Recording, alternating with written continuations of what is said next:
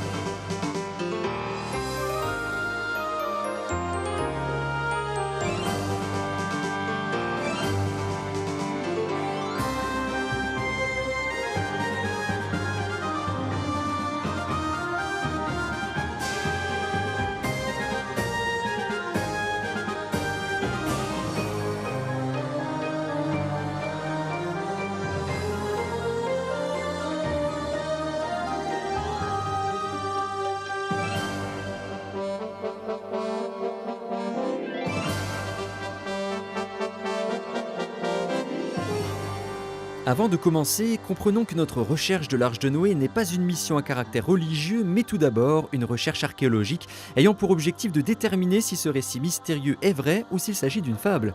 Puis dans un deuxième temps, une localisation en vue de retrouver l'arche elle-même. L'arche est probablement l'objet religieux le plus connu et le plus remis en question. Des scientifiques ont soulevé de nombreuses questions sérieuses qui ont provoqué de grandes controverses.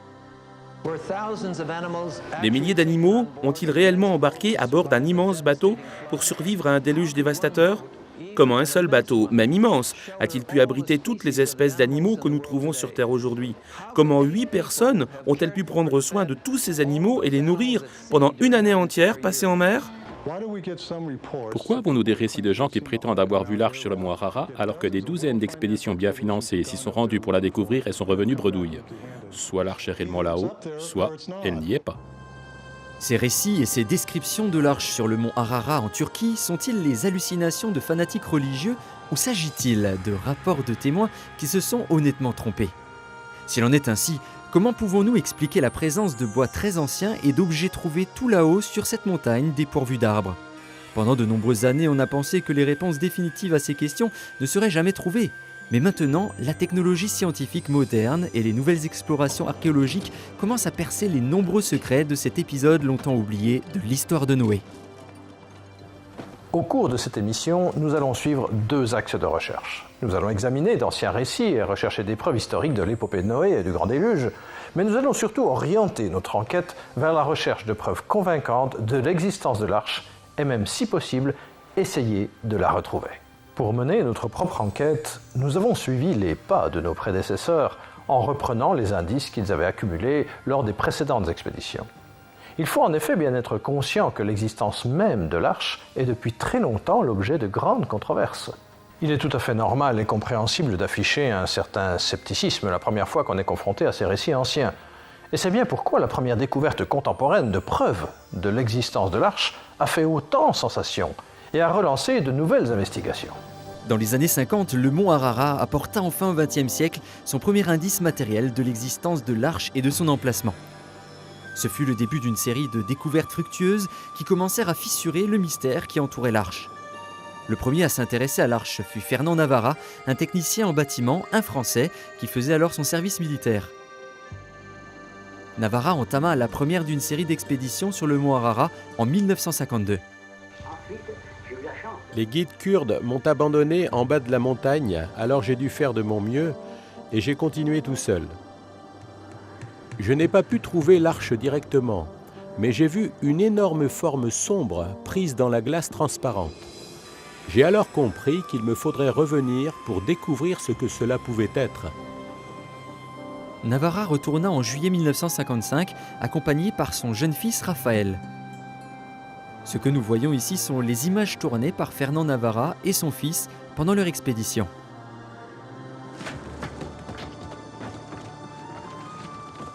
« 1955 fut une année chaude et il y eut une grande fonte des glaciers.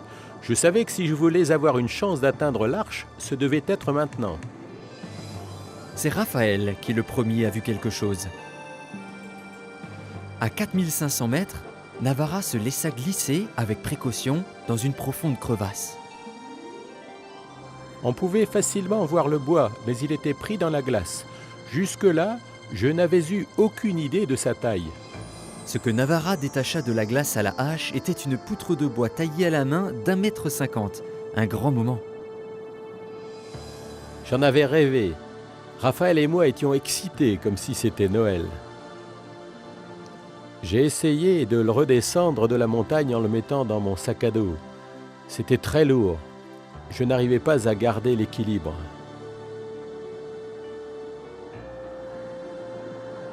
Ça allait si mal que j'ai dû en couper un morceau et plus tard, il m'a fallu encore le retailler pour les échantillons destinés au test.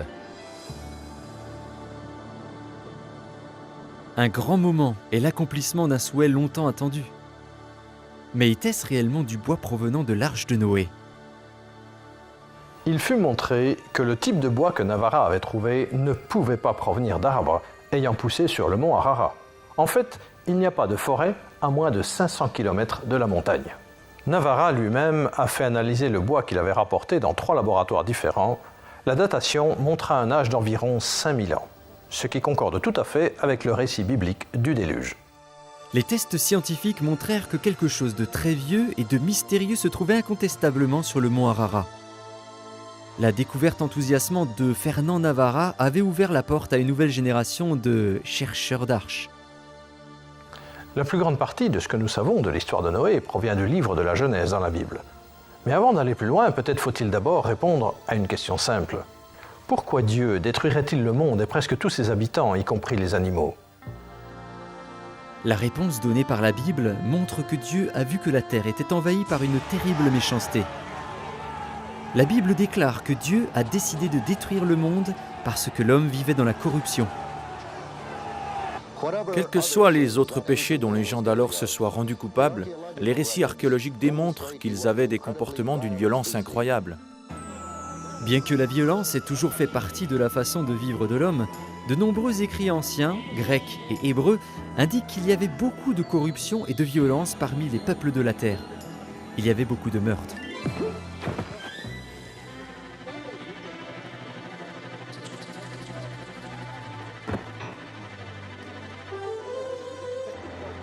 En vérité, la vie humaine ne valait pas cher.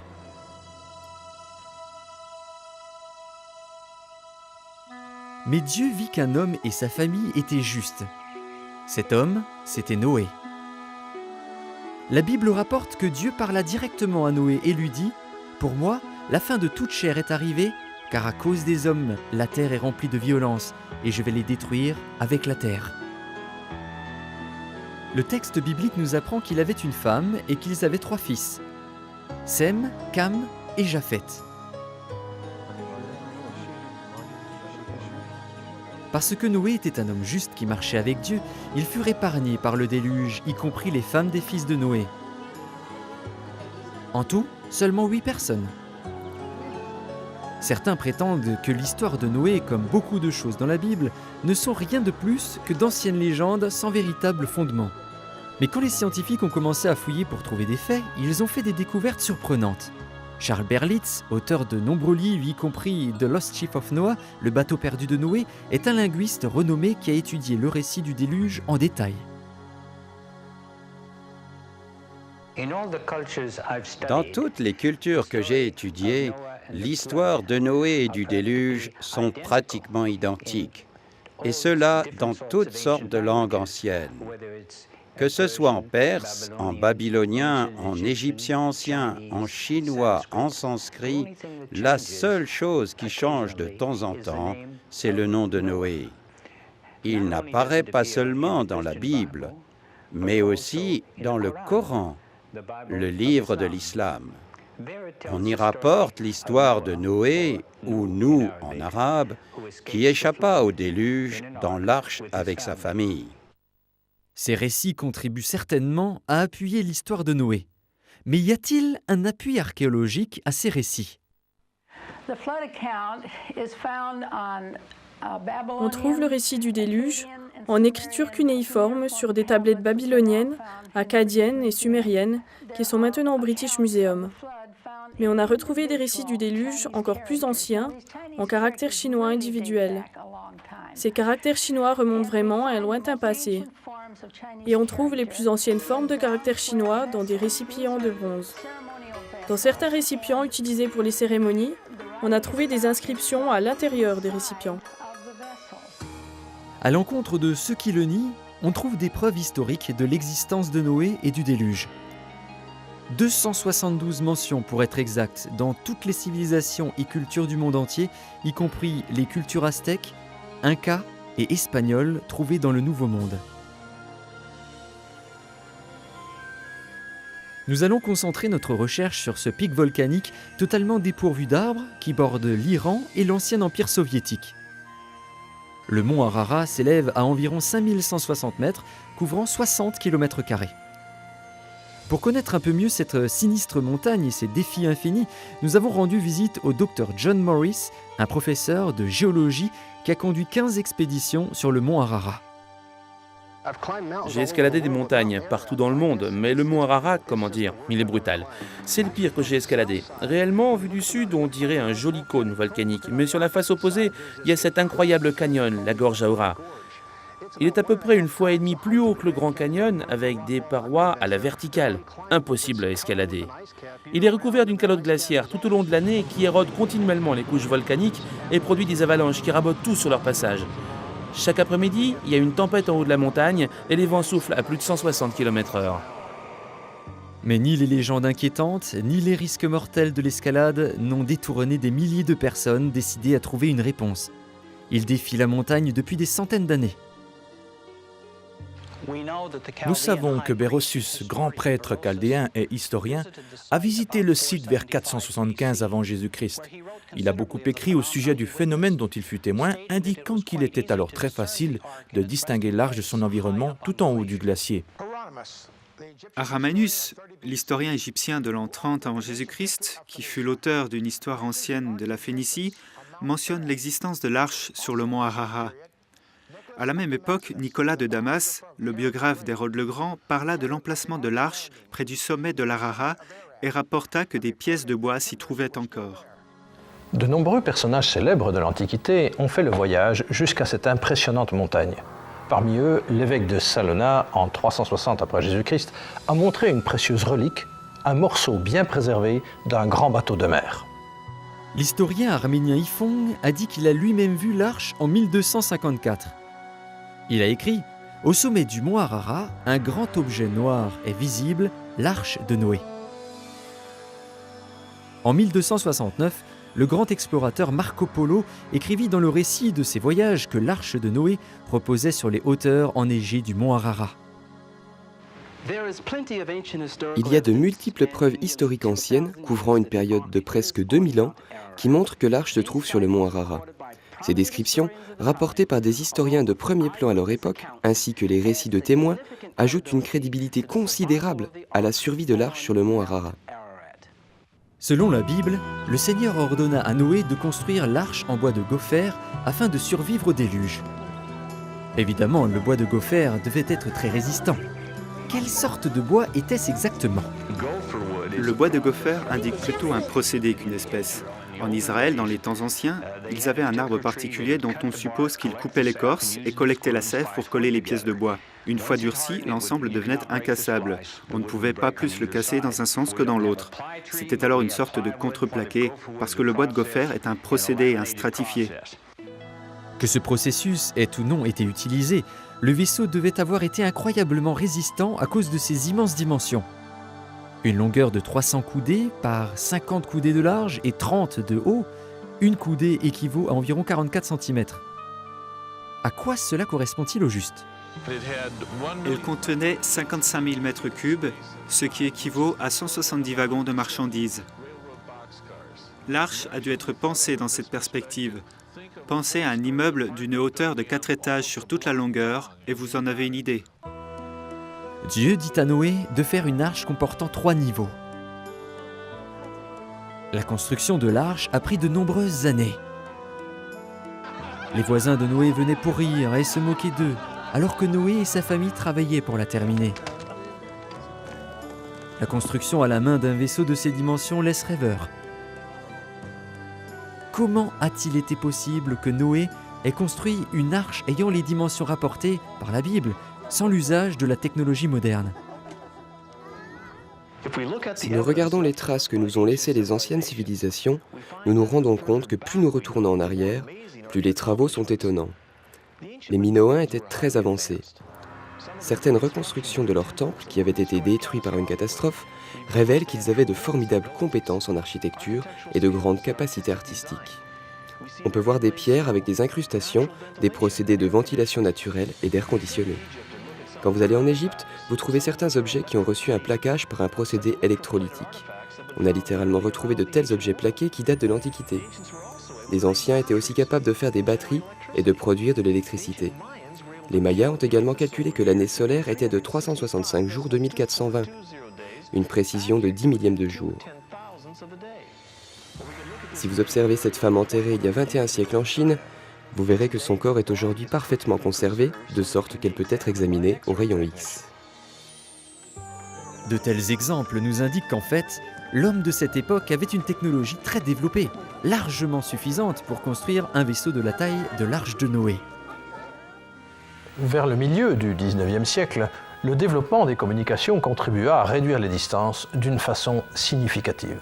C'est ainsi que les civilisations occidentales reçurent davantage d'informations et entendirent parler des rumeurs et des récits de ceux qui avaient aperçu l'arche de Noé. En 1829, un médecin allemand d'origine russe, Friedrich Parrot, fut le premier explorateur occidental à escalader le mont Ararat, dont nous ayons une trace. Avant l'ascension, Parrot visita la cathédrale arménienne d'Echmiadzin en Arménie soviétique. C'est là qu'il a vu la croix dont on prétend qu'elle a été sculptée sur une pièce de bois ramenée de l'Arche en l'an 318 après Jésus-Christ. Parrot écrivit que la sculpture mesurait 30 cm de long par 22 de large et qu'elle avait été brunie. De là, Paro grimpa à 2200 mètres où il atteignit le village Ahora. C'est là qu'était situé le monastère Saint-Jacques.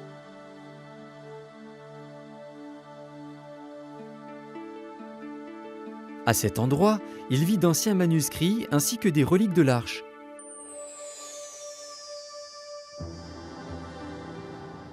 Paro continua jusqu'au sommet du mont Ararat, mais il ne réussit pas à localiser l'arche. En juin 1840, 11 ans après l'expédition de Paro, le mont Ararat subit un énorme tremblement de terre.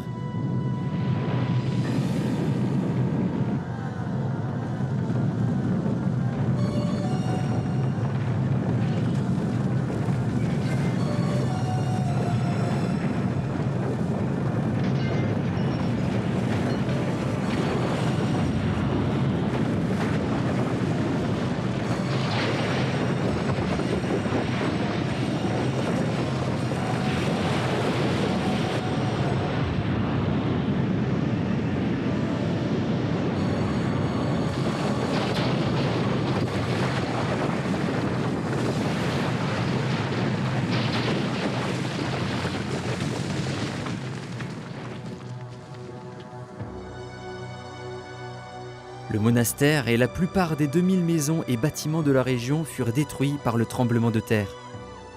Il y eut peu de survivants.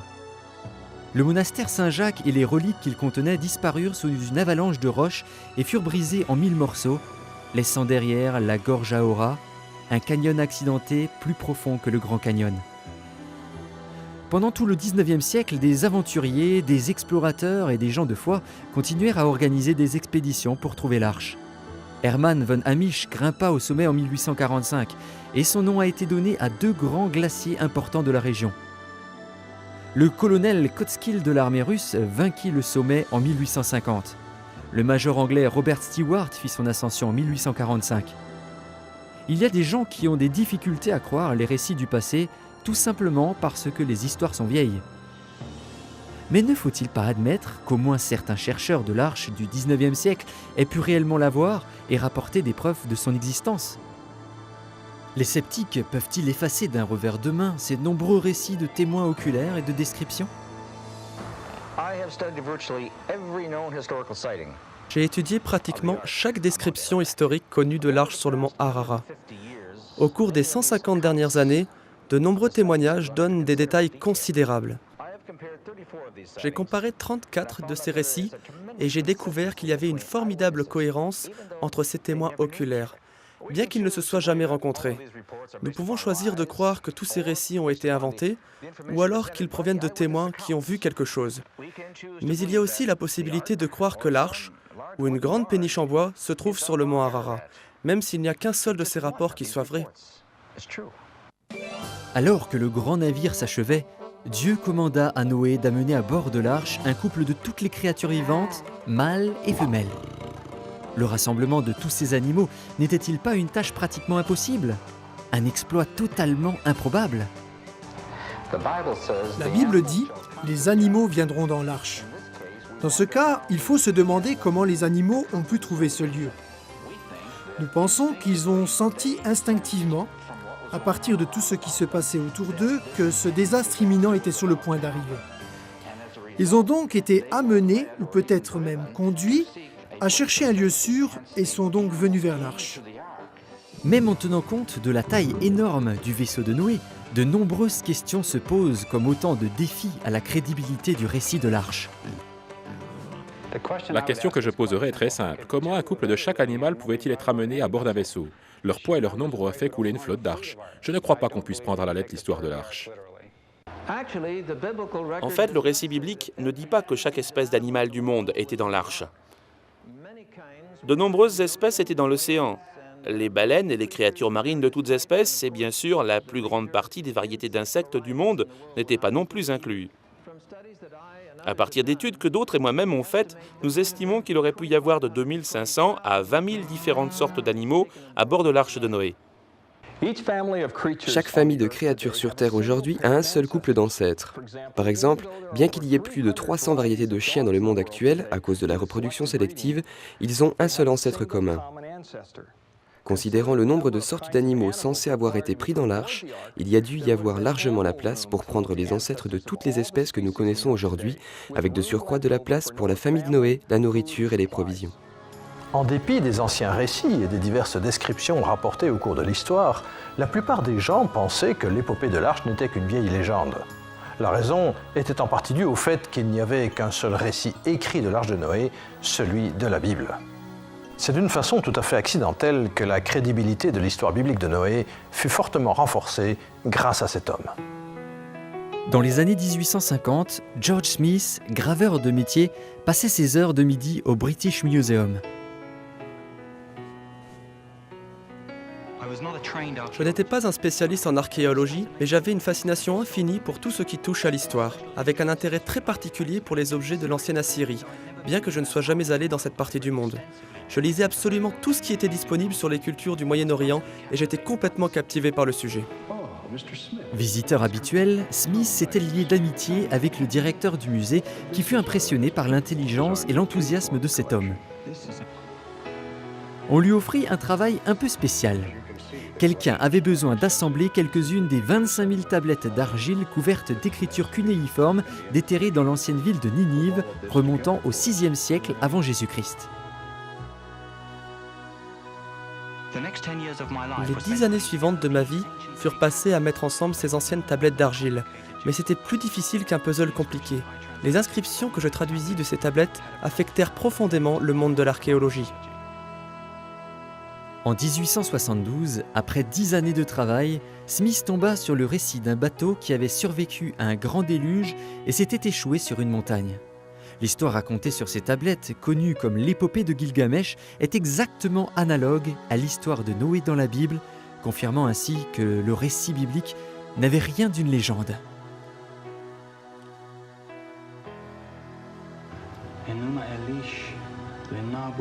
Les découvertes fabuleuses de George Smith excitèrent énormément la curiosité scientifique et ravivèrent l'intérêt du grand public pour l'arche et sa possible découverte. En 1876, James Bryce, un homme d'État britannique considéré juriste et écrivain, se rendit au mont Ararat. Bryce entreprit la première tentative d'escalader la montagne en solitaire, dont on est le récit. Au cours de sa randonnée, il découvrit un morceau de bois coupé à la main de 1,20 m de long et de 13 cm d'épaisseur, partiellement pétrifié. Il le trouva à 4600 mètres d'altitude sous la neige. Les journaux les plus importants, y compris le New York Times, publièrent l'histoire de Bryce, parlant alors de la découverte de l'Arche de Noé. Mais la nouvelle théorie de l'évolution de Charles Darwin était en train de gagner en popularité. Le récit de Bryce, qui semblait appuyer les concepts religieux, fut largement ignoré. En 1883, le gouvernement turc envoya une expédition au mont Ararat pour examiner les dégâts du récent tremblement de terre. Les membres de l'expédition racontèrent la découverte de la partie apparente d'un très vieux bateau sortant de la glace à une altitude de 4600 mètres. On mesura l'arche, on y entra et l'équipe rapporta avoir vu plusieurs stalles et des cages à l'intérieur du grand vaisseau. Malheureusement, une fois encore, le rapport turc n'éveilla que très peu l'intérêt international à cause de la popularité d'alors de la nouvelle théorie de Darwin. La longue tâche qui consistait à rassembler les animaux dans l'arche était presque terminée. Dieu dit à Noé, « Rentre dans l'arche, toi et toute ta famille, parce que je t'ai trouvé juste au milieu de cette génération. » Ceux qui vinrent voir le spectacle pensèrent qu'il s'agissait d'une pure folie. Un décret divin, par Noé, dans 7 jours, il allait envoyer un déluge d'eau du ciel et effacer de la surface du sol toutes les créatures vivantes qu'il avait faites. C'est alors que la porte de la grande arche fut fermée.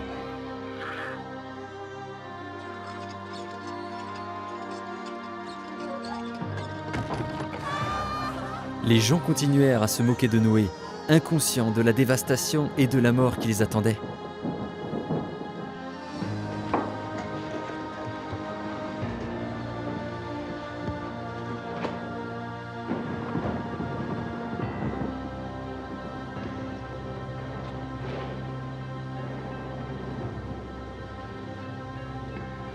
Ça doit être le début.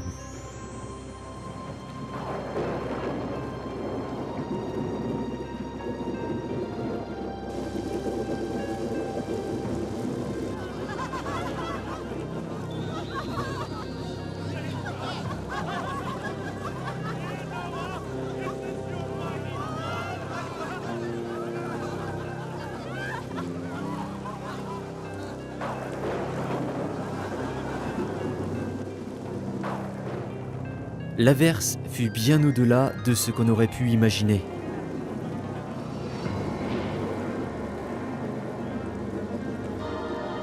Leurs moqueries disparurent alors, leur inquiétude se transforma en peur.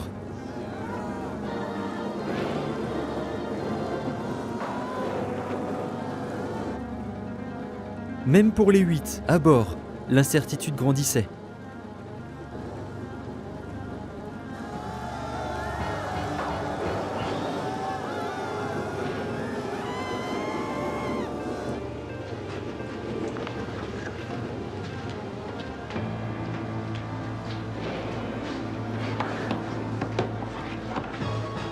Père, on ne peut pas les laisser mourir. On a certainement assez de provisions pour faire monter ces pauvres gens à bord. Tu sais que j'aimerais faire ce que tu dis. Mais il y a un grand dessein, un plan dont nous faisons tous partie.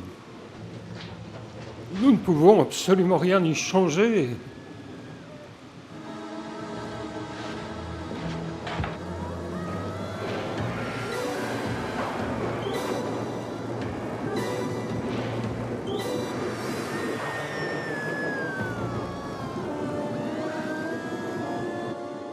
À cause du genre d'homme qu'il était, le cœur de Noé souffrait pour eux, mais il savait qu'il n'avait pas d'autre choix que de suivre les commandements de Dieu.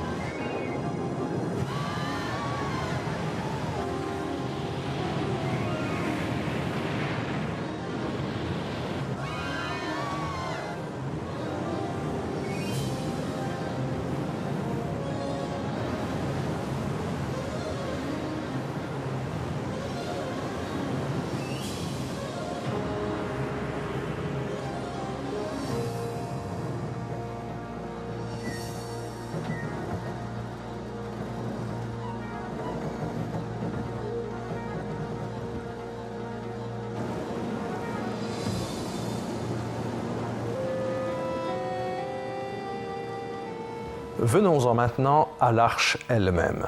À quoi était-elle censée servir pendant le déluge? L'arche était-elle vraiment capable de sauver des vies?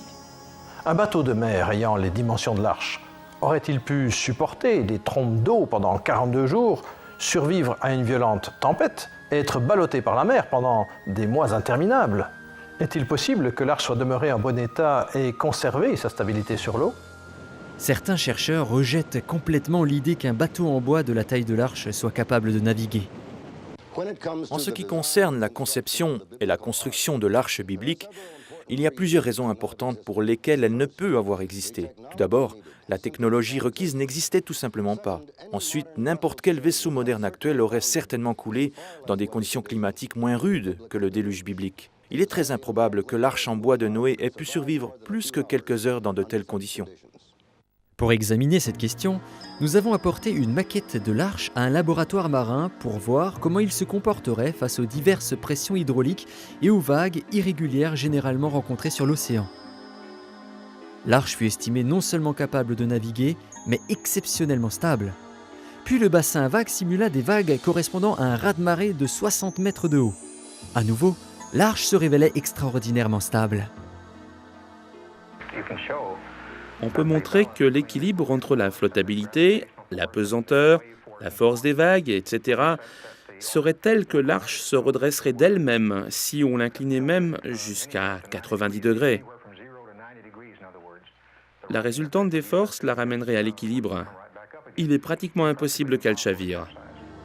Il apparaît donc que l'arche fut en fait un vaisseau de mer très fiable. Et c'est d'autant plus remarquable qu'aucun navire d'une telle taille n'a jamais été construit, pas plus d'ailleurs qu'au cours des 4000 ans qui ont suivi. En 1902, Georges Agopian, un jeune Arménien âgé de 8 ans, originaire de Lekvan en Turquie, devint le plus jeune témoin oculaire connu. Le jeune Georges avait accompagné son oncle sur le mont Ararat. C'était un été particulièrement chaud, ce qui rendait l'arche à la fois visible et facilement accessible pour le jeune homme et son oncle. C'était immense à voir, plus grand que tous les bâtiments que j'ai jamais vus. Mon oncle voulait me mettre sur le toit, mais on a dû empiler des rochers pour l'atteindre.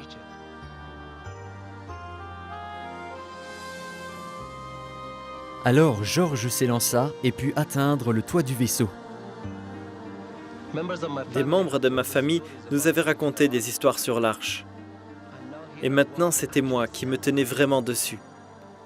Tout près, je pouvais voir un trou dans le toit. Je suis allé regarder à l'intérieur, mais c'était trop sombre pour y voir quoi que ce soit. Il y avait des morceaux cassés ici et là, mais c'était encore suffisamment solide pour pouvoir marcher dessus. Le long de la partie surélevée, au milieu, il y avait des ouvertures comme des fenêtres, mais je ne pouvais rien voir. Des années après, Georges Agopian décrivit ce qu'il avait vu à l'illustrateur archéologique, le docteur Alfred Lee. Ici, Georges Agopian y est monté avec son oncle après une sécheresse de 4 ans. Et ils ont vu l'arche complètement à découvert. Il a aussi pu observer le long de l'arche la texture du bois. Des assemblages bien faits à l'aide de chevilles de bois. Il a vu la couleur du bois. Ce n'était pas de la pierre. C'était effectivement une construction en bois faite par des hommes. Toutes ces poutres et ces planches de bois éparpillées sur les pentes de l'Ararat au travers des siècles posent une autre question. Après autant d'années, dans quel état l'arche doit-elle être maintenant ? Il y a eu un terrible tremblement de terre. Une grande crevasse s'est formée ici et une grosse avalanche, et l'arche s'est fendue en 2 parties. C'est cela qu'on voit aujourd'hui. Et ceci nous amène à un des grands mystères qui entourent l'arche. Comment se fait-il qu'après avoir été repérée par une personne, l'arche ne puisse être retrouvée ensuite par les autres ? Cela peut suffire à rendre suspect le récit de certains témoins oculaires. Y a-t-il une réponse à ce mystère ? Cette photo, qui a été prise par le satellite français Spot en août 1986, indique que le mont Ararat représenté ici est constamment recouvert de glace d'un bout de l'année à l'autre. Sur le mont Ararat, il y a bien entendu des changements de temps selon les saisons. Les chances de voir l'arche sont beaucoup plus grandes pendant les mois chauds de la fin d'été, comme en août ou en septembre. Cependant, il y a des cycles où le temps est plus chaud, toutes les quelques années, ce qui entraîne une fonte accrue de la neige qui couvre le sommet. Il est possible et certainement probable que l'arche soit seulement visible ou accessible durant ces rares périodes où la température est plus chaude. Une expédition à la recherche de l'arche peut ainsi passer à pied sur l'arche recouverte de glace sans même savoir qu'elle est là. Le premier rayon de soleil fut comme une révélation.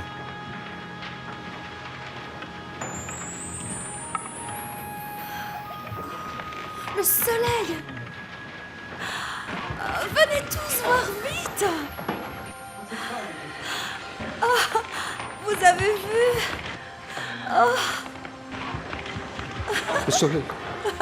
C'est le moment d'ouvrir la porte.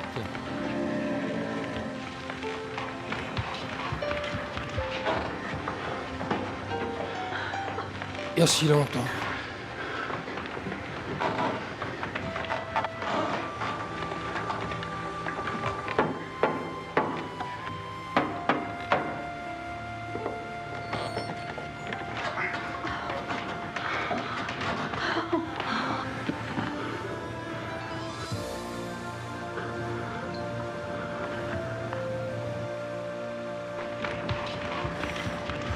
On va quitter l'arche bientôt?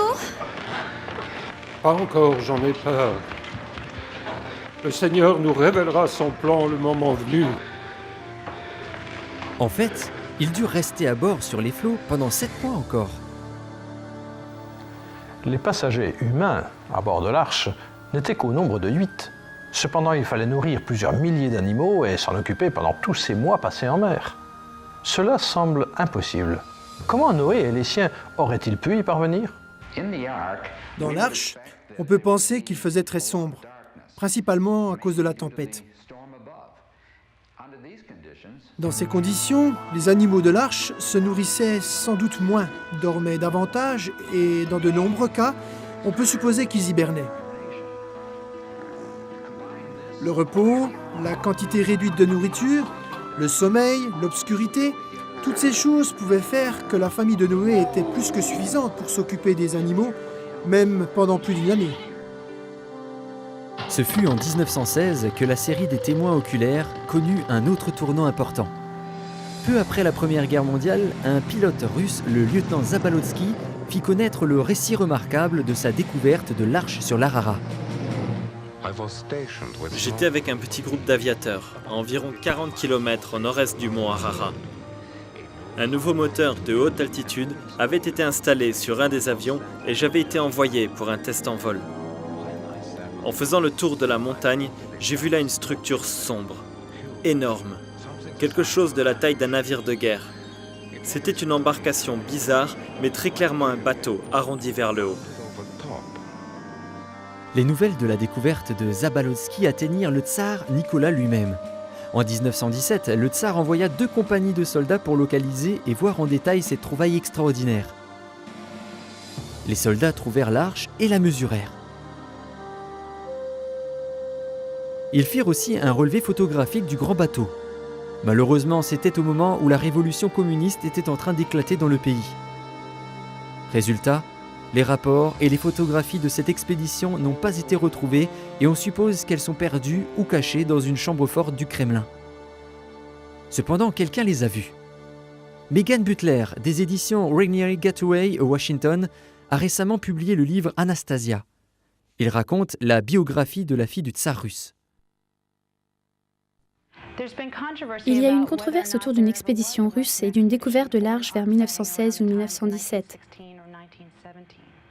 Notre auteur a passé 20 ans à rechercher Anastasia, la dernière survivante de la famille royale russe. Durant une de ses conversations privées avec elle, il a été stupéfait quand elle lui a parlé d'une expédition que son père, le tsar, avait ordonnée et qui devait mesurer et photographier l'arche de Noé. Elle lui a dit avoir réellement vu les photographies et le compte-rendu de cette expédition.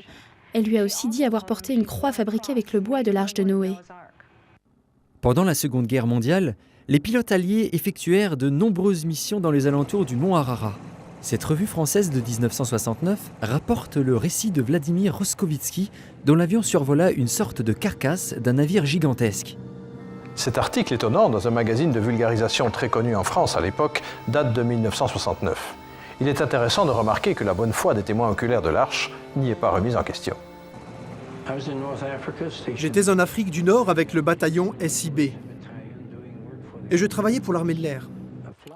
Avec un de mes amis pilotes, un soir, nous avons décidé de prendre un café.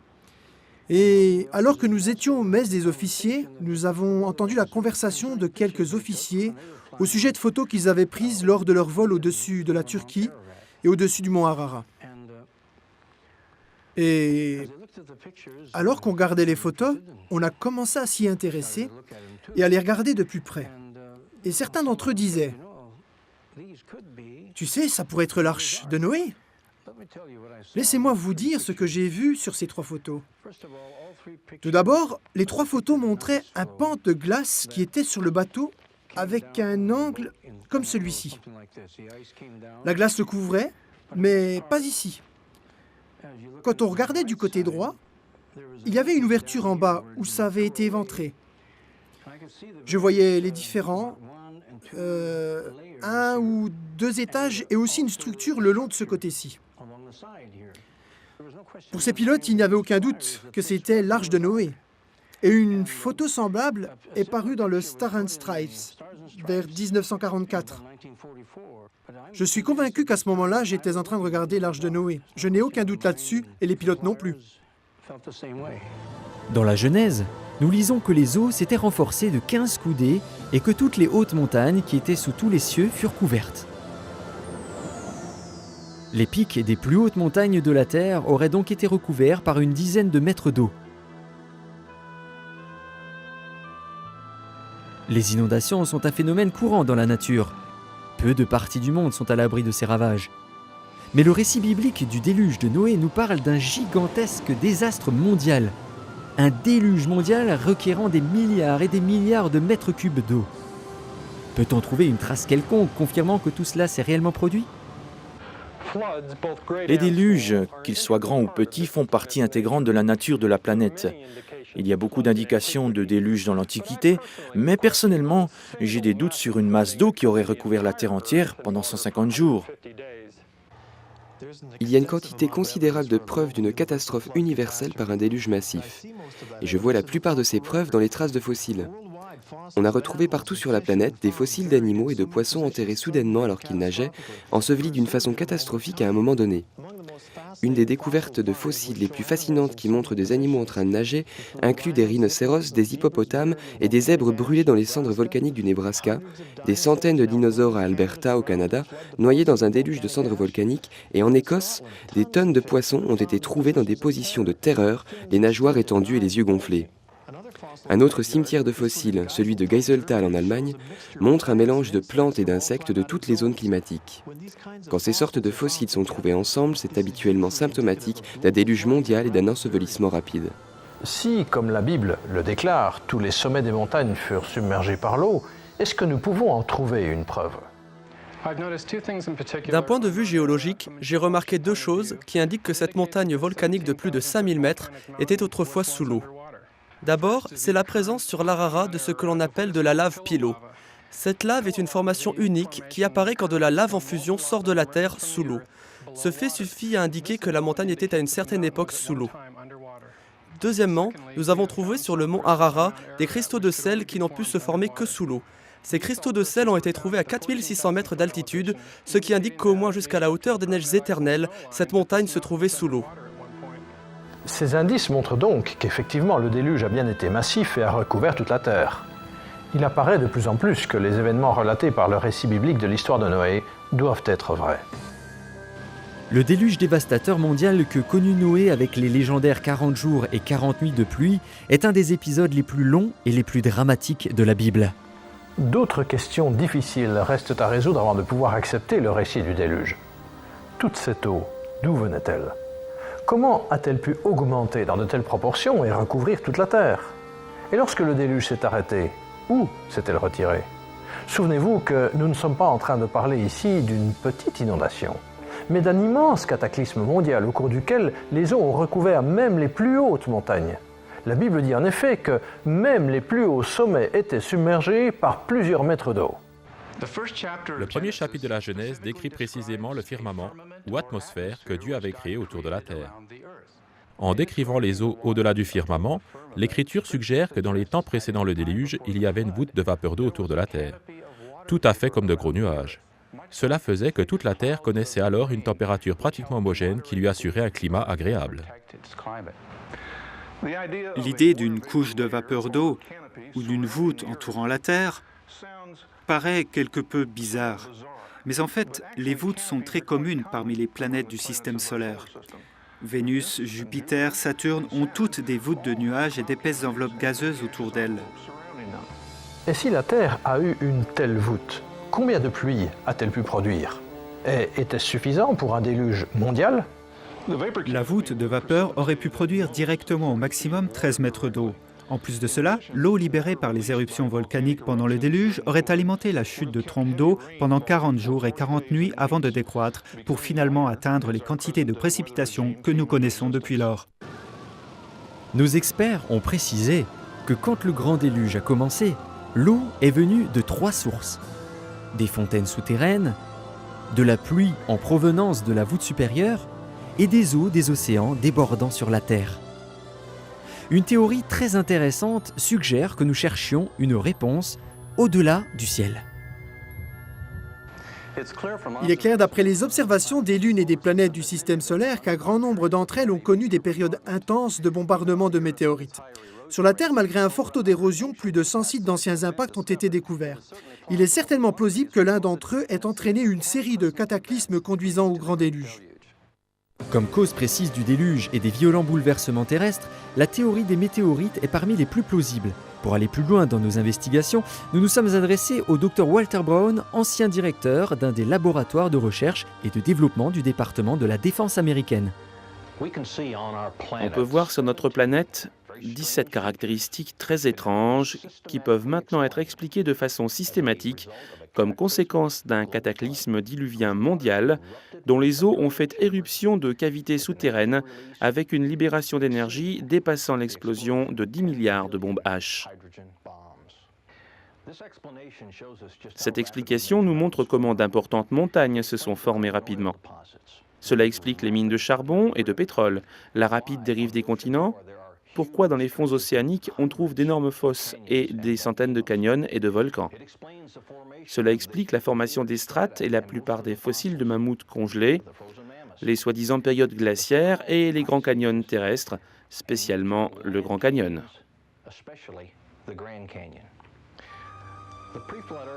La Terre d'avant le déluge comportait probablement un très grand continent couvert de végétation luxuriante. Il y avait des mers et de grandes rivières. Les montagnes étaient plus petites qu'aujourd'hui, peut-être 3000 mètres d'altitude. Selon une certaine théorie, la Terre antédiluvienne avait beaucoup d'eau souterraine, environ la moitié de ce qui est maintenant dans nos océans.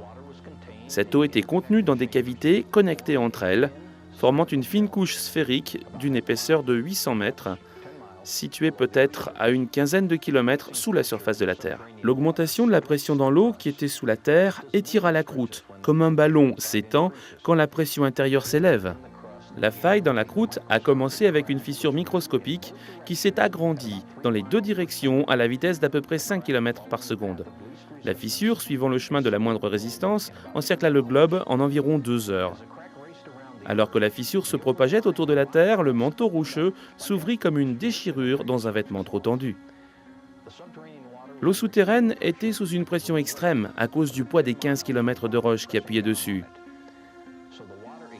L'eau sortit de la faille dans une violente explosion.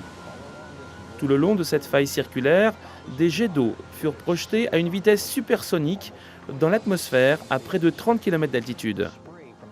La pulvérisation d'eau provenant de cette énorme fontaine produisit des pluies torrentielles telles que la Terre n'en avait jamais connues, ni avant ni après. La Bible indique que toutes les fontaines du Grand Abîme se rompirent en un jour. Et elle décrit ces événements survenus il y a environ près de 5000 ans, événements que nous pouvons maintenant relier scientifiquement. Un jet d'eau pulvérisé atteignant la stratosphère glaciale se transforme en orage de grêle et produit d'énormes monceaux de glace, ensevelissant, étouffant et congelant instantanément de nombreux animaux, y compris des mammifères en Sibérie et en Alaska. Les jets d'eau sous forte pression érodèrent la roche des deux côtés de la faille, produisant d'énormes volumes de sédiments qui déposèrent cette eau bueuse sur toute la Terre. Ces sédiments piégèrent et ensevelirent des plantes et des animaux, créant le registre fossile. L'érosion élargit la faille. Par la suite, la largeur était si grande que la roche compressée sous la cavité souterraine se souleva, donnant naissance à la dorsale qui entoure la Terre comme la couture d'une balle de baseball. Les plaques continentales, les plaques sous-marines ayant encore de l'eau sous elles, agissant comme un lubrifiant, glissèrent de chaque côté de la dorsale qui se soulevait. Les énormes plaques continentales accélérèrent jusqu'à atteindre 70 km/h, puis rencontrèrent des résistances, se comprimèrent et se déformèrent. La portion de la plaque sous-marine qui se plissa vers le bas forma les fosses océaniques, celles qui se plissèrent vers le haut formèrent les montagnes. Voilà pourquoi les principales chaînes de montagnes sont parallèles à la dorsale océanique de laquelle elles s'éloignèrent. Les plaques sous-marines, en s'éloignant des crêtes océaniques, ouvrirent de très profonds bassins océaniques dans lesquels les eaux du déluge se retirèrent. Sur les continents, chaque dépression en forme de cuvette ou bassin fut naturellement laissée pleine d'eau, ce qui donna de nombreux lacs post-diluviens.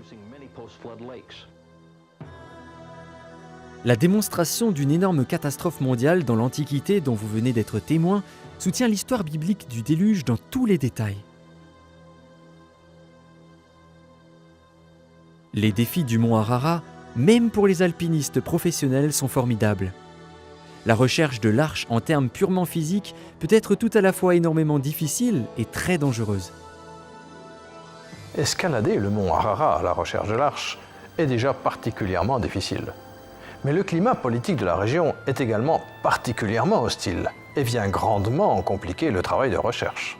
Toute personne voyageant en Turquie à la recherche de l'arche expose sa sécurité personnelle à des risques considérables.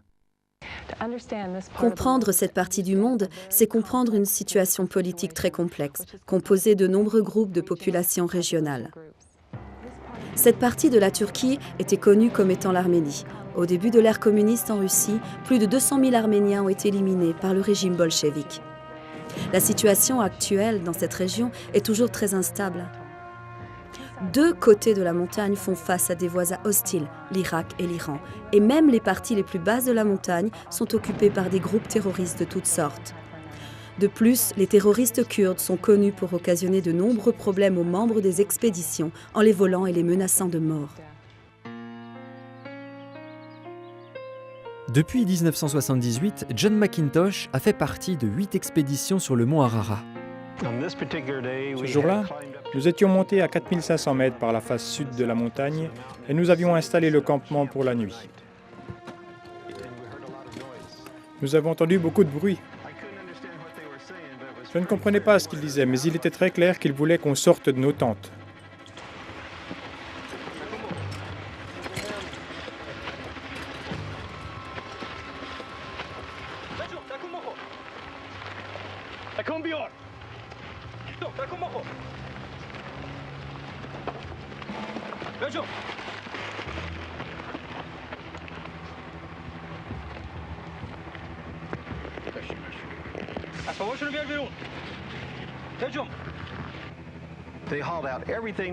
Ils ont sorti tout ce qu'on avait, mis de côté nos appareils photo et tout ce qui avait de la valeur qu'ils voulaient garder.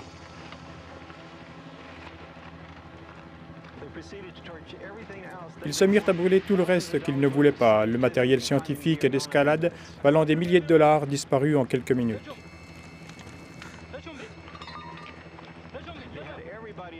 Tout notre groupe recula et se mit en ligne.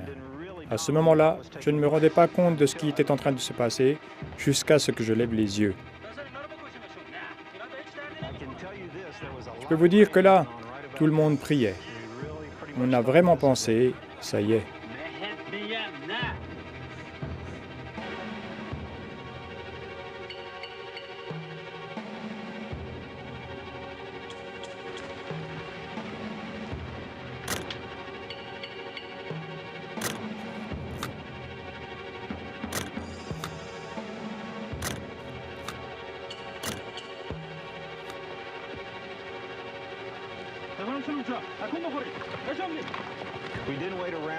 On n'a pas attendu qu'ils nous le disent deux fois. Inutile de dire qu'on était vraiment heureux de s'en sortir. Je pense qu'on peut dire qu'on a eu beaucoup de chance. Ces gars-là étaient des durs. Après avoir été mis au courant, l'armée turque a envoyé à peu près 500 hommes dans la montagne. Un des terroristes s'est échappé, un autre a été capturé et les autres ont été tués lors d'un affrontement avec les soldats. Alors que notre découverte de l'arche se poursuit, des témoins de première importance nous racontent leur étonnante histoire. De là où j'étais, cela ressemblait à un gros rocher bleu, et en reculant, on en voyait l'extrémité. On voyait les différentes parties, les différents niveaux. Il y avait des cages et des enclos. C'était impressionnant. Nous avons donc pris connaissance d'un certain nombre de descriptions de l'arche sur le mont Ararat, émanant de nouveaux témoins oculaires. Il est intéressant de remarquer que dans chacun de ces cas, l'arche a été aperçue de façon accidentelle par des gens qui n'avaient pas précisément l'intention de la localiser. En 1959, on survolait le mont Ararat dans des avions de chasse volant à près de 600 km/h à 1000 mètres au-dessus du sol, quand on a repéré ce qu'on disait être l'arche de Noé. À ce moment-là, je ne pensais pas que c'était l'arche de Noé. Je n'étais pas conscient que l'histoire biblique plaçait l'arche sur le mont Ararat. Ça avait la structure d'une péniche, un peu comme un grand garage. Et on aurait dit que ça sortait de la montagne comme d'une sorte de dépression en forme de fer à cheval. Ça ressemblait clairement à une construction humaine. Pendant les mandats des 4 présidents des États-Unis, de Nixon à Reagan, je volais toujours à bord d'Air Force One en tant que photographe de la Maison-Blanche, chargé de couvrir les activités du président. Une fois, j'étais à bord avec le président Jimmy Carter. On se rendait de la Pologne à Téhéran en Iran pour participer à la fête du Nouvel An donnée par le Shah. Pendant le vol, alors que nous survolions l'est de la Turquie, quelque chose attira notre attention à la fenêtre. C'était un moment impressionnant. Les MiG soviétiques nous escortaient aile contre aile et à ce moment-là, quelqu'un nous a dit de regarder en bas, qu'on voyait l'Arche de Noé. J'ai regardé et là, à peu près au milieu de la montagne accidentée, il y avait un grand bateau sombre, clairement visible. Il était partiellement couvert de neige ou de glace. Je suis convaincu à cause de ce que j'ai vu là que c'était l'Arche de Noé. Il y a en fait de plus en plus de preuves photographiques aériennes ou terrestres, des images qui semblent montrer une grande structure faite par la main de l'homme tout en haut du mont Ararat. Ray Anderson, ancien ingénieur de l'aérospatiale, a escaladé le mont Ararat en 3 occasions et il a analysé des clichés affinés de ce qu'il croit être l'Arche de Noé. Il y a quelques années, j'ai trouvé une diapo où l'on voyait un objet intéressant dans le coin supérieur droit. En regardant cet objet au microscope, il m'est apparu que ça pouvait être le bout d'une longue pièce. Actuellement, l'arche est cassée en 2. Nous en avons la preuve grâce à de nombreux témoins. Lors d'un tremblement de terre, la partie sud de l'arche a glissé sur cette pente sur environ 30 mètres et s'est logée dans une crevasse. Alors, j'ai examiné cet objet qu'on ne voit que sur cette seule image. Parmi des centaines que j'ai examinées et au microscope, j'ai vu vraiment nettement le toit ou une section du toit de ce qu'on appelle la superstructure. Ces photos suggèrent que quelque chose de grand, fabriqué par l'homme, est vraiment sur la montagne. Pendant leur longue épreuve en mer, Noé et sa famille avaient la foi, mais peu de réponses. Combien de temps durerait le déluge? Allaient-ils trouver la terre avant de manquer de nourriture pour eux et les animaux? S'il y a de la terre ferme là, trouve-moi.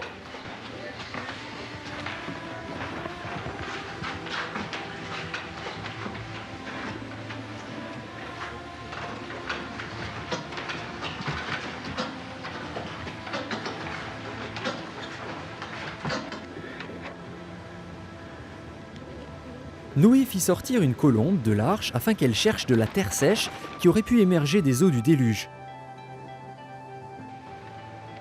Mais la colombe revint, n'ayant trouvé aucune place pour se poser. Plus tard, Noé fit ressortir la colombe. Cette fois, elle revint tenant une branche d'olivier dans son bec, indiquant ainsi que les flots avaient diminué.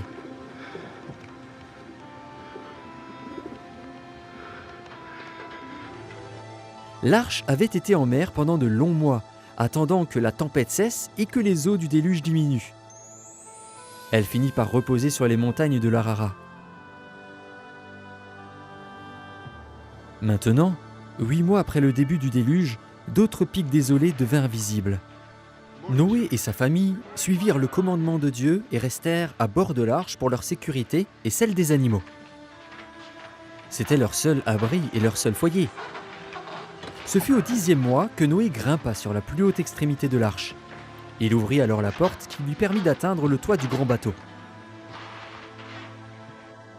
Il monta sur le toit pour voir dans toutes les directions du lieu où l'arche s'était posée. Le paysage désolé montrait encore les ravages du déluge dévastateur.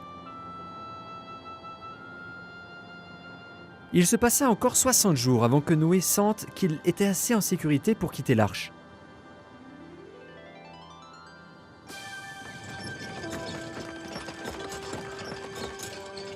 En tout, Noé et sa famille furent à bord de l'arche 375 jours.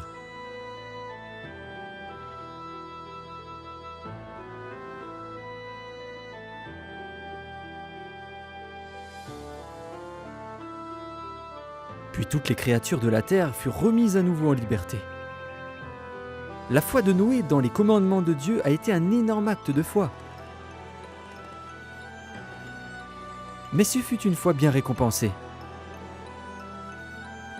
Noé et sa famille furent les seuls êtres humains à survivre au grand déluge. Et grâce à la fidélité de Noé, le Seigneur promit de ne jamais apporter une telle destruction, et pour la première fois sur terre, il fit apparaître un arc-en-ciel comme sceau de sa promesse à l'humanité. On peut trouver cela un peu ironique ou penser que c'est plutôt une bonne chose, Quand on remarque que les témoins oculaires de ces dernières années sont des gens très simples, provenant de tous les milieux, des individus modestes qui n'ont pas de grands points de vue à défendre, pas de livres à vendre, pas de croyances à imposer à qui que ce soit. Nous avons localisé 4 personnes qui ont fait cette rencontre unique avec l'Arche de Noé sur le mont Ararat. Aucun d'eux n'a écrit de livre, ni n'est venu prêcher sur une estrade. Pour chacun d'eux, ce fut une expérience personnelle et très émouvante. C'est en 1973 qu'Ed Behling, résidant dans le Colorado, devint témoin oculaire de l'Arche. Ed Behling était un technicien travaillant dans un poste de défense situé à 150 km au sud-ouest du mont Ararat. Une fois là, il se lia d'amitié avec une recrue de l'armée turque nommée Mustapha. Quand j'ai quitté les États-Unis pour me rendre en Turquie, mon but était de voir le plus de choses possible. Mustapha et moi nous entendions bien. À cette époque-là, il était dans l'armée depuis 1 an et je parlais avec lui et je lui disais combien je voulais que nous allions voir l'arche. Il m'a dit qu'il avait un grand-oncle qui savait où se trouvait l'arche et que son grand-oncle allait nous y emmener. C'était vraiment excitant, vous savez, quelle aventure! On s'est retrouvés dans cette vieille tente, dans ce vieux campement. En fait, le grand-oncle de Mustapha connaissait tout. C'était le plus ancien de tous. Son oncle était un peu réticent à nous emmener là-haut. Alors j'ai parlé avec Mustapha. Il m'a dit « Tu sais, je l'ai convaincu que tu es quelqu'un de bien. » Les autochtones étaient très suspicieux vis-à-vis des étrangers. Sans cette liaison locale, la visite de l'arche aurait été impossible. Je lui ai demandé si je pouvais prendre un appareil photo, mais il ne préférait pas. Il m'a dit « L'Ararat est près de la frontière russe, tu es américain et moi turc, on pourrait se retrouver dans une situation difficile. » Le grand-oncle de Mustapha nous a emmenés directement au-dessus de cette montagne. On contournait des rochers, on passait au-dessus et en dessous de falaises. C'était comme un sentier, il savait exactement où il allait. Et moi, je suis fatigué et essoufflé. « Dis donc, quand est-ce qu'on va s'arrêter? Quand est-ce qu'on va voir l'arche? Si on ne la voit pas bientôt, je veux rentrer. » Son oncle se retourne et se moque de moi et tout à coup, il montre quelque chose en bas. On regarde et voilà ce bateau énorme, impressionnant. Là, en dessous de vous, dans ce brouillard, vous voyez, c'est presque comme dans un rêve qui tout à coup devient réel. Nous sommes descendus vers elle, nous l'avons contournée par le bas, à environ une 50aine ou une 30aine de mètres plus bas, parce qu'elle était sur une corniche, une falaise. On a levé les yeux et on la voyait depuis là. L'ouverture, en regardant depuis l'extrémité, était en fait carrée, un peu plus large que haute. Les côtés étaient déchiquetés et un peu fendus, et j'ai vu ce qui ressemblait à des planches. Et comparé à la colline, à la falaise sur laquelle elle se trouvait, elle paraissait énorme.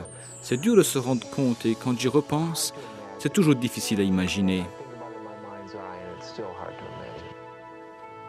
En 1943, il y avait un autre militaire stationné au Moyen-Orient, Ed Davis.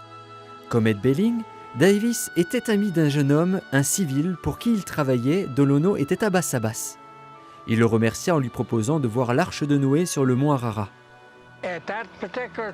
À ce moment-là, on ne pouvait pas voir l'arche. Quand on pourrait la voir, il reviendrait me chercher. Quelques mois plus tard, il est revenu et m'a dit « On peut la voir, allons-y ». On était tous attachés avec une grande corde à 6 mètres les uns des autres. Je n'ai jamais eu aussi froid, été aussi mouillé, aussi affamé et aussi fatigué de toute ma vie que quand je suis allé là-haut. Il essayait de me montrer l'arche. De là où j'étais, cela ressemblait à un gros rocher bleu, et en reculant, on en voyait l'extrémité. C'était impressionnant. On savait que quelqu'un nous regardait. Il se passait quelque chose.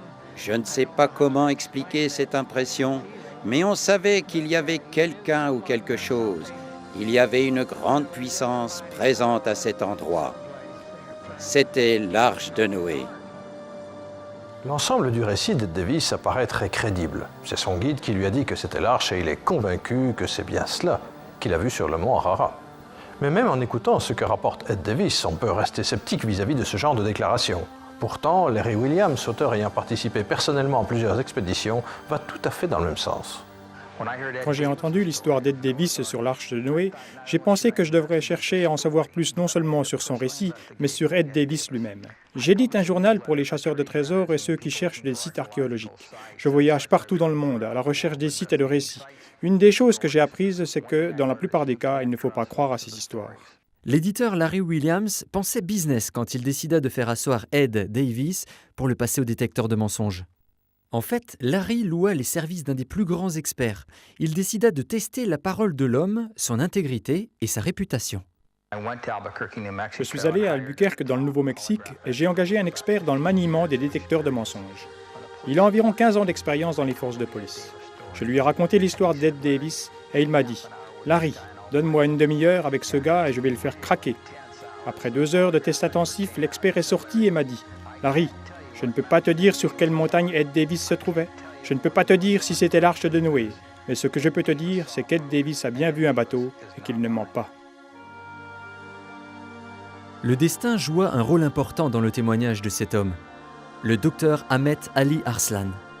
Le docteur Arslan est le responsable du bureau de Washington pour un important journal turc et un ancien responsable de diffusion de la station de radio La Voix de l'Amérique. Mais surtout, il connaît le mont Ararat comme bien peu de gens. Ma famille vit à Aralik, la ville turque entre le mont Ararat et l'ex-Union soviétique. J'ai grandi là-bas. Et je suis monté plus de 50 fois au sommet du mont Ararat, y compris avec de nombreux explorateurs internationaux reconnus, comme Fernand Navarra ou l'astronaute James Irwin, décédé depuis. En 1989, j'ai escaladé la partie nord du mont Ararat, qui est en face de la gorge à Ora, la face la plus dangereuse du mont Ararat, couverte d'énormes glaciers avec des crevasses très dangereuses. Parce que je suis de nationalité turque, j'ai eu la permission de faire des recherches à certains endroits du mont Ararat où les autres ne pouvaient pas aller. Je suis allé examiner un certain endroit repéré sur une photo satellite comme emplacement possible de l'Arche de Noé. J'approchais du site. Soudain, la neige et la glace ont cédé.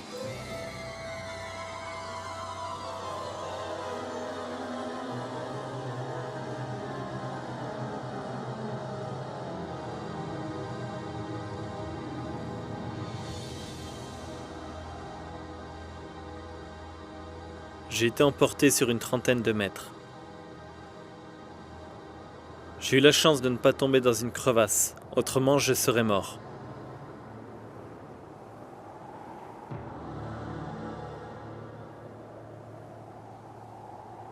Quand je me suis relevé, à une 50aine de mètres de l'endroit où je me trouvais, j'ai remarqué une sorte de structure.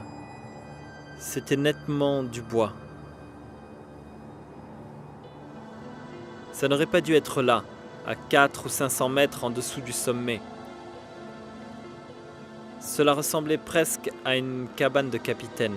J'ai tout de suite pris mon appareil photo et j'ai fait des photos. On voit des poutres droites, plates, et on voit bien que c'est une construction humaine. Je crois que ce que j'ai vu et que ce que j'ai pris en photo, c'est clairement l'Arche de Noé. Il est difficile de ne pas être impressionné par le témoignage de ces 4 témoins oculaires. Ces gens sont vivants et il est facile de les interroger et d'en savoir davantage sur leur récit. 4 hommes qui ont tous été sur la montagne à différents moments, sur une période de presque un demi-siècle, et qui rapportent une histoire remarquablement semblable. Jusqu'à présent, nous avons donc vu un certain nombre de témoins civils du XXe siècle ainsi que des rapports de vue aériennes effectués par des militaires. Nous avons également entendu les récits de témoins actuels tels que Georges Agopian, Ed Belling, Ed Davis et Ahmet Aslav. Tous ces témoignages ont-ils quelque chose en commun qui puisse nous aider à retrouver l'Arche pour la montrer au monde? La réponse est oui. Il s'agit de l'emplacement de l'Arche. Tous les témoignages la situent sur la face nord du mont Ararat, au-dessus de la gorge à Ora. En août 1990, lors de l'expédition en hélicoptère autour du mont Ararat, nous avons survolé le glacier sur la face nord-est de la montagne. À ce moment-là, nous avons pris cette photo d'un objet rectangulaire que nous pensions être l'arche de Noé. Nous avons donc la photographie prise par le groupe de Carl Baugh montrant la forme d'un objet prise dans un glacier. Mais nous sommes allés plus loin et avons fait numériser cette photographie afin de l'analyser. Nous voyons actuellement une image d'ordinateur de l'objet principal identifié par satellite. Quand nous grossissons l'image numérique de cet objet, nous voyons qu'il est de forme rectangulaire. Ici, c'est le contour, et l'objet se prolonge sur une corniche. À mon avis, c'est un objet fabriqué par l'homme. Notre mystère aurait déjà été résolu si la CIA et le département américain de la Défense avaient communiqué les photos de reconnaissance du satellite espion couvrant l'est de la Turquie. Pourquoi ne l'ont-ils pas fait ? À la Strategic Air Command, il y a des documents secrets à l'heure actuelle qui contiennent des photos de l'Arche de Noé. On trouve l'étiquette Arche de Noé sur l'image. Nous savons que notre gouvernement détient des images et des photos satellites de cette région et de l'Arche de Noé. Cependant, ils ne voudront probablement pas les diffuser, parce que s'ils le font, ils dévoilent du même coup la grande qualité de nos techniques d'espionnage. Mais puisque le gouvernement américain ne veut pas coopérer à notre recherche pour localiser exactement l'Arche de Noé sur le mont Ararat, nous avons dû utiliser les images provenant du satellite français Spot.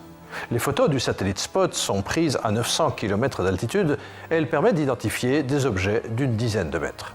Elles étaient la source de reconnaissance photo des pilotes de combat américains. Ces photos furent utilisées par les combattants pendant la guerre du Golfe contre Saddam Hussein.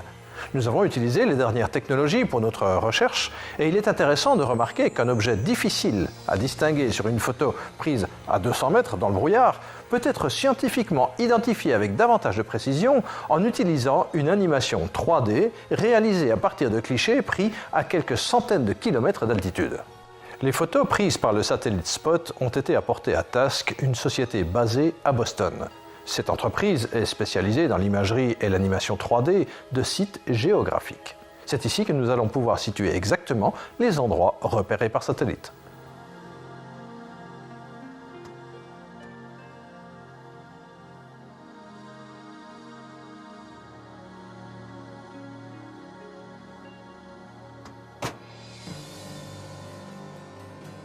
Dans notre modèle d'animation, nous approchons du mont Ararat à environ 320 km. Nous voyons le petit Ararat en premier plan, et alors que nous approchons les deux montagnes, nous nous apprêtons à voler entre les deux dans un vol circulaire autour de l'Ararat.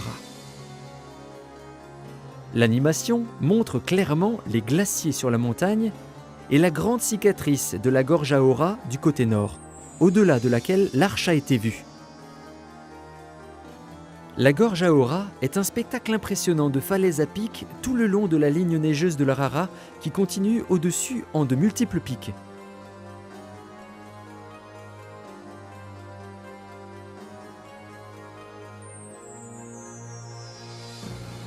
Revenons à la gorge Aora. En traversant les glaciers Abish, nous allons examiner 3 endroits où des parties de l'arche ont été localisées par satellite, aussi bien que par des témoins oculaires pour déterminer si nous pouvons nous faire une meilleure idée des lieux.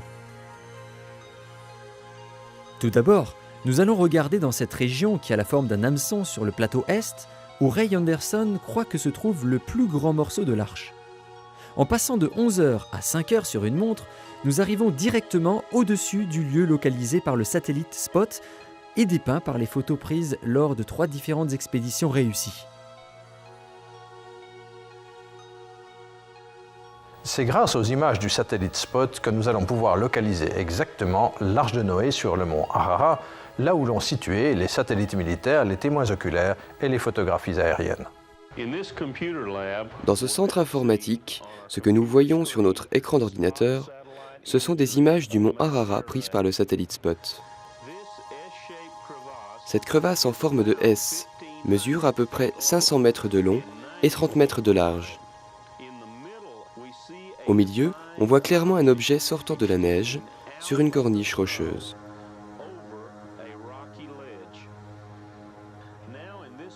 Maintenant, sur ce gros plan des images de Spot, Nous pouvons mesurer la taille de cet objet. Nous voyons ici la crevasse avec les pixels gris, définissant un rebord rocheux. Se prolongeant hors de la neige à cet endroit, nous voyons un objet sortant sur la corniche. Chaque pixel mesure 10 mètres. Cet objet fait donc 26 mètres de large et sort de la neige d'environ 30 mètres. Selon les images satellites de Spot et l'agrandissement de la photo prise par hélicoptère, cet objet rectangulaire ne fait pas partie du terrain naturel. Selon l'information des satellites militaires, cet objet est en bois. C'est sur cette face que l'expédition en hélicoptère de 1990 a fait une autre découverte intéressante. Carl Beau, membre de l'expédition, explique. Fin août 1990, notre équipe fit 11 expéditions distinctes en hélicoptère autour du mont Ararat. Les informations fournies par satellite indiquaient cet endroit comme l'objectif principal et les analyses spectrographiques indiquaient qu'il s'agissait de bois. Grâce à ces images aériennes et à la spectrographie, nous savons maintenant qu'il s'agit bien d'une immense structure de bois qui est emprisonnée ici, dans la glace. C'est donc une découverte stupéfiante. Il y a encore autre chose. Voyons le troisième site, sur le bord supérieur de la gorge. C'est ici que les experts situent une autre partie brisée de l'arche qui dépasse de la glace. Cette partie est très visible lorsque la météo le permet, et c'est là que l'astronaute James Irwin a réalisé une photo surprenante alors qu'il était accompagné par une équipe de télévision hollandaise il y a quelques années. Nous étions en avion avec James Irwin à bord. Nous volions autour du mont Ararat. Et en tournant autour de la gorge Aora, à ce point précis, nous avons vu un objet sortant de la couche de neige. Cela ressemblait à l'arche de Noé. On était vraiment surexcités, mais notre temps de vol s'épuisait et nous avons dû rentrer à la base. Mais certains d'entre nous étaient réellement convaincus qu'il devait s'agir de l'arche de Noé. Ainsi, au cours de cette toute dernière expédition, qui avait obtenu toutes les permissions du gouvernement turc, cet après-midi-là, nous pensons que nous avons vu l'arche de Noé. James Irwin ne voulait pas annoncer sa découverte incroyable avant d'avoir pu mettre sur pied une expédition terrestre pour filmer les lieux. Malheureusement, Irwin est mort avant d'avoir pu retourner sur le mont Ararat. On se souviendra pendant des générations du périple sur la Lune de l'astronaute James Irwin. C'est grâce à lui et à la télévision hollandaise que le monde a reçu cette photo extrêmement surprenante. James Irwin a donc tout de même atteint son objectif en réalisant ce cliché. Certaines personnes acceptent d'être convaincues par des preuves simples. D'autres, par contre, demeurent sceptiques même en face des éléments les plus convaincants. Dans le cas de l'arche de Noé, il y a un troisième groupe de personnes. Elles n'ont pas besoin d'être convaincues. Ce que j'ai vu, c'est clairement l'arche de Noé. On regarde et voilà ce bateau énorme en dessous de vous. C'était l'arche de Noé. Vous avez vu le point de vue scientifique, des photos satellites, aériennes, des analyses. Vous avez entendu les récits de témoins qui l'ont vu personnellement.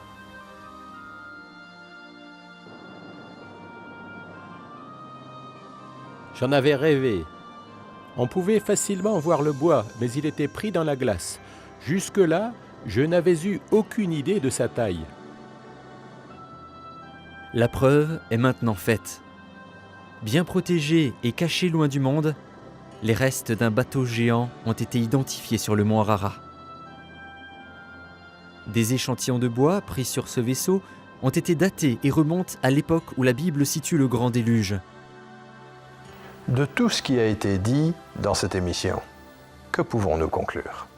Vous pouvez regarder à tous les récits qui viennent de cette communauté de nations autour du mont Ararat. Ils semblent tous avoir affaire avec un élément central qui en ressort. Il s'agit de l'histoire de Noé. Toutes les preuves conduisent au fait que ce grand bateau, qui a été observé au-dessus du mont Ararat, ne peut être que l'arche de Noé. Cet homme, appelé Noé, montra sa foi dans des proportions impressionnantes. Travaillant pendant une génération pour construire cette arche incroyable, il a pris avec lui des milliers d'animaux dans l'arche pour qu'ils survivent à un immense désastre. que personne à son époque n'était en mesure de concevoir. Il a demandé à sa famille de croire en lui, et en retour, il ne les a pas sauvés eux seulement, mais aussi nous tous, qui sommes ses descendants. C'est bien plus que l'histoire d'un grand bateau et d'un grand déluge. C'est aussi l'histoire d'un grand homme. N'est-il pas remarquable que ce livre, gardé soigneusement comme un grand trésor et un guide pour les croyants, apparaisse soudain aussi comme un document historique exceptionnel? Les dernières avancées de la science et la technologie moderne, comme vous l'avez vu, semblent montrer la réalité des événements que la Bible rapporte depuis près de 3000 ans. Si l'arche de Noé se trouve bien emprisonnée dans les glaces du mont Ararat, comme semble l'indiquer le poids des évidences, qu'allons-nous faire de cette information nouvelle et extraordinaire? Au début du XXIe siècle, serons-nous capables d'accepter que la Bible soit vraie? Cela remet en question pas mal de choses, n'est-ce pas?